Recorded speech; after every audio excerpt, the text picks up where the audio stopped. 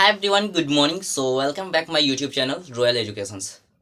So guys, finally आज आप सभी के लिए एक अमेजिंग सा टॉपिक को लेके आए हैं जो कि आप सभी का बहुत ज़्यादा कमेंट था कि सर परिकीर्णन क्या होता है, इसके बारे में अच्छे से बताइए। ठीक है, तो हमने आज परिकीर्णन को लेके आए हैं और आज की वीडियो में परिकीर्णन को बहुत ही बेहतरीन ढंग से बताने वाले हैं। ठीक है, तो वीडियो में अंत तक बने रहिए और अपने मित्रों में ज़्यादा से ज़्यादा शेयर कीजिए ताकि आपके साथ साथ उनका भी तैयारी अच्छे से हो सके। ठीक है, तो चलिए हम परिकीर्णन के बारे में समझाते हैं।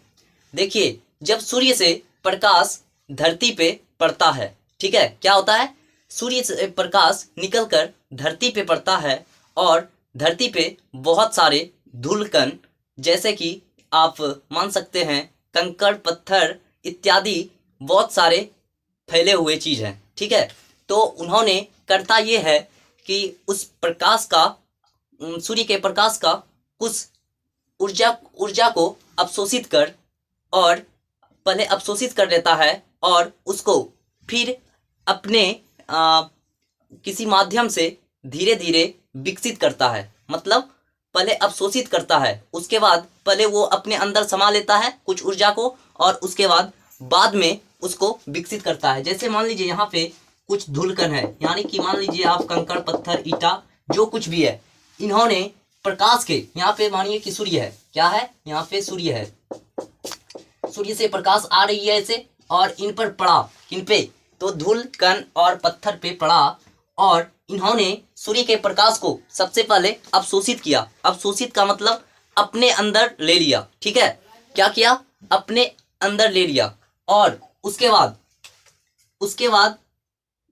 उसको विकसित करता है। विकसित का मतलब फिर छोड़ता है, उसको क्या करता है, छोड़ता है। जैसे आप एग्जाम्पल में मेरे को ले लीजिए, जैसे कि मैंने किसी दूसरे शिक्षक से पहले ज्ञान को अध्ययन किया, शिक्षा को अवशोषित किया। ठीक है, क्या किया, मैंने किसी दूसरे शिक्षक से पहले विद्या अध्ययन किया, उसके बाद आप सभी को हम बता रहे हैं कि ये प्रकाश का परिकीर्णन क्या होता है। क्या, यदि हमने सबसे पहले किसी दूसरे टीचर से इसके बारे में जानकारी नहीं लिए होते तो क्या हम आप सभी को आज परिकीर्णन के बारे में समझा पाते? नहीं। बस उसी प्रकार ये धूलकण जो है पहले सूर्य से रोशनी प्राप्त करती है, उसके बाद क्या करता है, विकसित करता है। और एग्जाम्पल के तौर पे आप ले सकते हैं, जैसे कि आपके जो है रूम है, कमरा है, कक्ष है, जहाँ पे आप सोते हैं, बैठते हैं, जो कुछ भी करते हैं, उसमें तो सूर्य का प्रकाश सीधा वहाँ पे पड़ता नहीं है, लेकिन तब फिर भी आपको दिन में यानी कि मॉर्निंग में आपको वहाँ पे बहुत सारे कुछ जो भी रखा हुआ रहता है वो साफ साफ दिखाई देता है। ठीक है, तब वो क्यों होता है, देखिए ये जो है परिकीर्णन के मदद से होता है।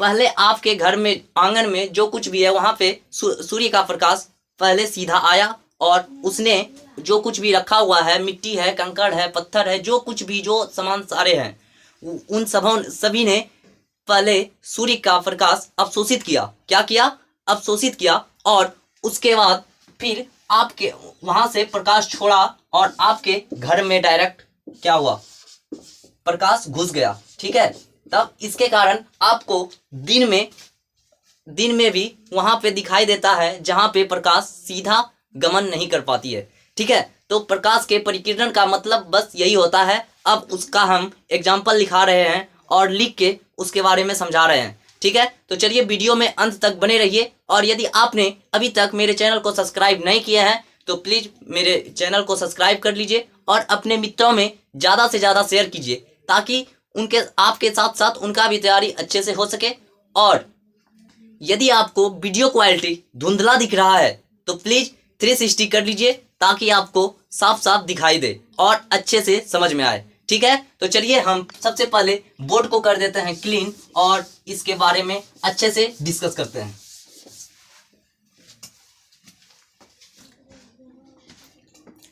तो चलिए हम बोर्ड पे लिख चुके हैं परिकीर्णन के बारे में, तो चलिए समझते हैं क्या होता है।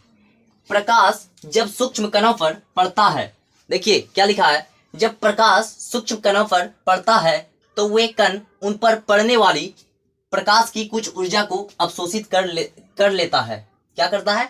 अवशोषित कर लेता है। इसका मतलब वही हुआ, अभी हम जैसे कि समझाए थे कि जब सूर्य का प्रकाश डायरेक्टली किसी स्थान पे आते हैं, क्या करते हैं? जब सूर्य का प्रकाश किसी स्थान पे सबसे पहले आते हैं तो वो जो है कण, धूल कण और जो कुछ भी वहाँ पे है जिस पे प्रकाश का सीधा किरण गमन करती है, वो सबसे पहले अवशोषित कर लेता है। क्या करता है? अवशोषित कर लेता है और उसको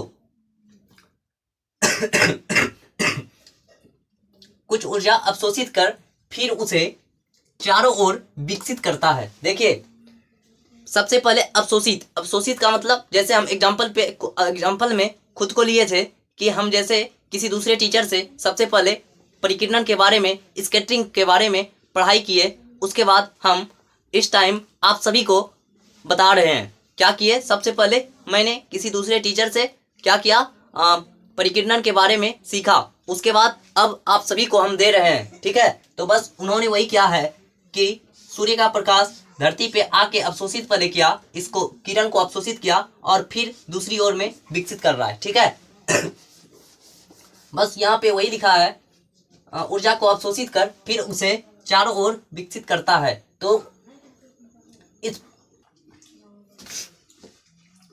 क्या करता है? अवशोषित कर फिर उसे चारों ओर विकसित करता है। तो इस सारी घटनाओं को प्रकाश का परिकिरण कहते हैं। समझ में आ गया? यदि समझ में आया तो यस लिखिए, और समझ में नहीं आया है तो नो लिखिए, ताकि हम आपको फिर से बता सकें। ठीक है, तो चलिए एक बार आप और समझ लीजिए परिकिरण होता क्या है।